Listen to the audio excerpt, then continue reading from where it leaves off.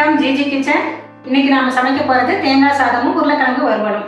First நாம உருளைக்கிழங்கு வறுவலை தாளிப்பு செய்யலாம் வாங்க. ஒரு 4 ஸ்பூன் எண்ணெய் ஊற்றிக்கிறேன்.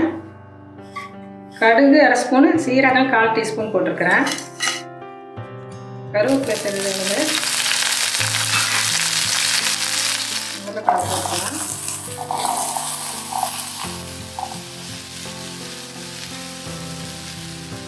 மஞ்சள் போட்டுக்கோங்க.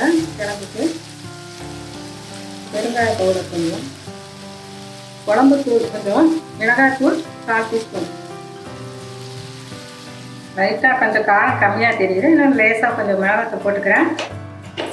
தேவையான அளவு உப்பு மூடி போட்டுக்கலாம். இப்போ தேங்காய் சாதத்துக்கு நம்ம ரெடி பண்ணுவோம்.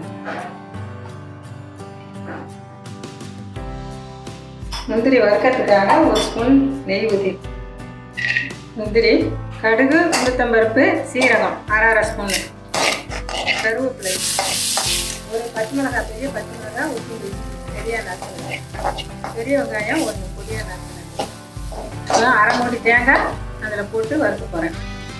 தேங்காய் இப்போ நம்ம வறுத்துக்கிறோம். ஈரப்பதம் போனால் போதும், ரொம்ப முழுக்கெல்லாம் வறுக்க வேண்டியதில்லை.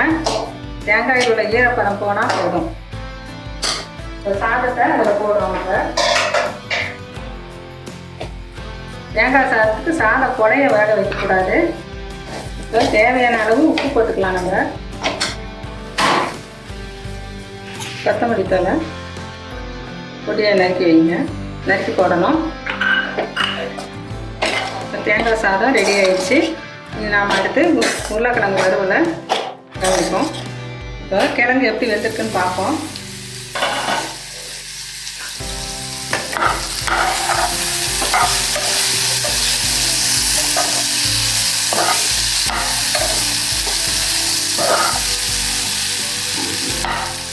அரை வேக்காடு தான் வந்திருக்கு. நம்ம இஞ்சி பூண்டு பேஸ்ட்டை போடலாம். இஞ்சி பூண்டை தட்டி வச்சுருக்கேன், அரைக்கல.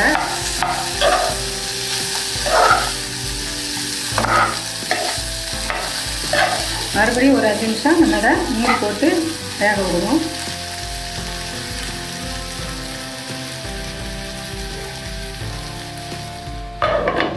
கிழங்கு எப்படி வெந்திருக்குன்னு பார்ப்போம்.